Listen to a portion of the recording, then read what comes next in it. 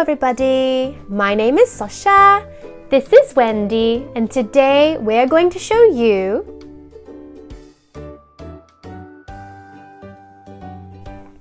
first we're going to need our paper, next we're going to need our pen.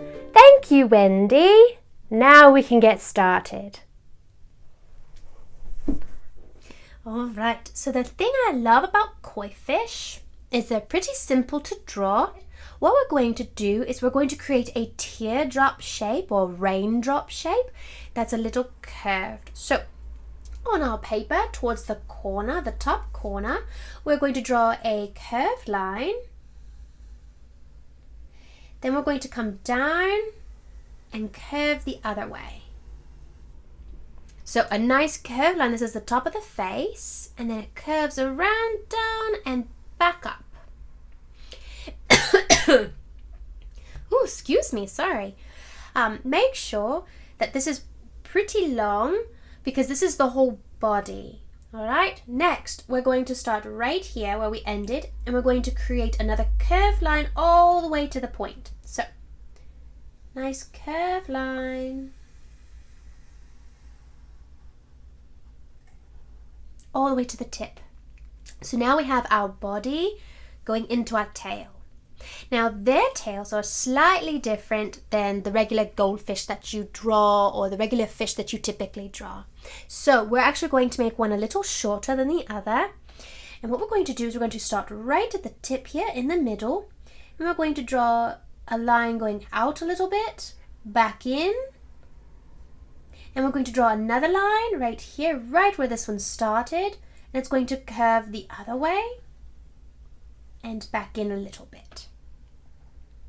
So this one's shorter and this one is longer. Now we're going to bring our pen up a little bit, up the tail. And we're going to follow that same direction and we're going to make it a little bit longer. So follow, make it a little bit longer and then connect them. We're going to do the same thing on this side. We're going to start on the other side. So if you need to, find where this one started, pick up your pen, bring it straight over, and that's where this one starts.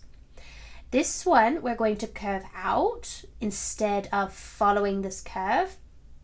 We're going to come out longer and then connect. Just like this. They have long, beautiful tails. Now we're going to put in a little something extra because their tails are kind of fanned and they're kind of layered on top of each other. So we're going to create one more right in the middle here. A little bit longer. In and one more. And back in. Now you have a beautiful layered tail.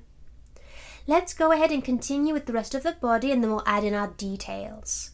So we need to put in fins. We're going to start in the middle of this bulky big section towards the middle. You're going to come down and out and do the same thing on the other side. So bring your pen where this started, bring it over, and that's roughly where you should start. So bring it in and then out. You're going to come close to this part right in here, leave a little gap. And what you're going to do is you're going to curve down. And then you're going to make a little curved line in between as you connect them. And I want mine to be just a little bit longer. Yours might be just fine. And I'm going to reconnect. Going to do the same thing on the other side. Come in and down, and then I'm going to connect them with a curve. And this one I actually want to go a little slightly longer too. And just make sure you rejoin them if you do that. If your fins are already long enough, then you don't need to worry, but mine didn't seem long enough. So I have two more sets of fins down towards the tail. It's the same thing, just smaller. So I'm going to come in here, come across, come in, So it's the same thing, just smaller. Now let's go ahead and draw in the shape of our head, because they've got those gills, and so it actually creates a rounded line right in here. So you're going to start above where your fins started, and you're going to draw a curved line towards the middle, and a curved line towards the middle. And if you want to, you can put a little line right in there. Next, I'm going to draw in a curved line for where my eye is going to go on both sides. And you have your own choice of your eyes. I'm just going to do something very simple. I'm going to draw in oval shapes and a small little circle at the top. That is just a shine. All right. Next, I'm going to draw in my whiskers. You can draw long, luxurious whiskers. You can draw little short whiskers, medium whiskers. It's up to you. I'm going to draw mine little medium. So it's going to come not in the middle, but to the side. And I'm going to draw a curved, wiggly line. Do the same thing on the other side. Curved, wiggly line. And now you're going to go from thick to thin. You want something to color in. You don't want to just draw the line. I mean, yes, technically you can leave it like this and it's fine, but I always love to have something to color in, and I don't want to leave it just as a line. So I'm going to go from thick to thin, thick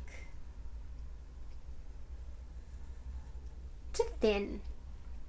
I have one more fin and then my details. So I'm left with the back fin. Now you're not going to see a lot of it because you're looking straight down at your fish. So I'm going to start in the middle of my body and I'm going to follow the curve. I'm going to come around, down.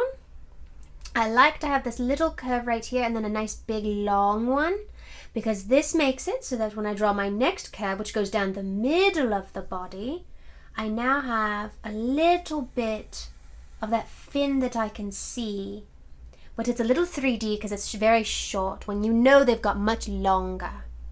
So now I'm going to put in my details, and I'm going to be doing stripes, and I want to follow the curve. So I don't want to just draw stripes down because that makes it look very flat.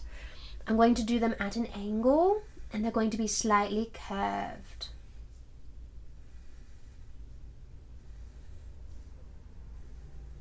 Like this.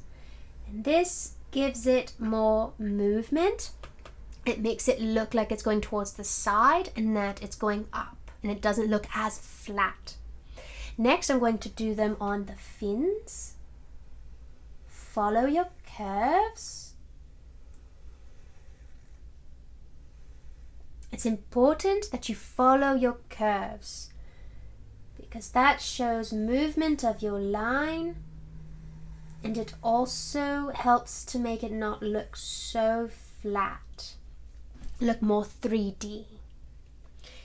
Let's see, let's do it on this one. And they don't have to be the same amount of lines unless you're trying to do a pattern. If you're going to be coloring it and you want an exact pattern, then yes, count your lines and make them look the same. I'm not worrying about it too much, but it's up to you. Follow the curves of your lines.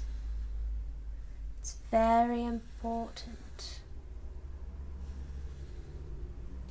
And you want to make sure that this fin underneath, that you're not sharing lines. So as you can see, I'm very close and pretty much it looks like I shared a line right here. So please make sure that when you draw the lines for the under part of the fin, that they don't line up with these that you just drew.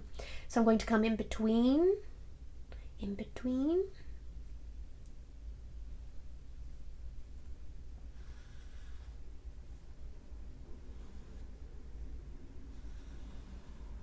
like so. Follow your curves.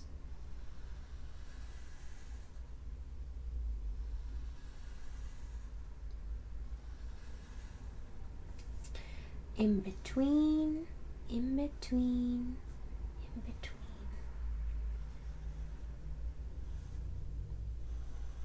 All right, and there we have our koi fish. Now I am going to add in some detail into the body, but you can leave it just like this and you can have a solid colored one. They've got all kinds of colors and you don't have to do the same patches that I do. This is completely up to you on how you want to make your koi fish look. But I like to add in just a little bit. Some random little spots here and there. Make sure they're different sizes and that you're creating smaller little pieces if you're wanting to do this to really add some reality to it. Make it look more real. Okay? Yes, like that. My little koi fish is finished. If you would like to, you can also color in the eyes, but like I said, you can create your eyes how you want to. That is completely up to you. I know a lot of children love a particular type of eye, so it's completely up to you. But there you have your koi fish. Thank you everybody for watching our video today. We hope you enjoyed it. We hope you'll come back, share with your friends. But until next time, I'm Sosha. This is Wendy. Bye-bye.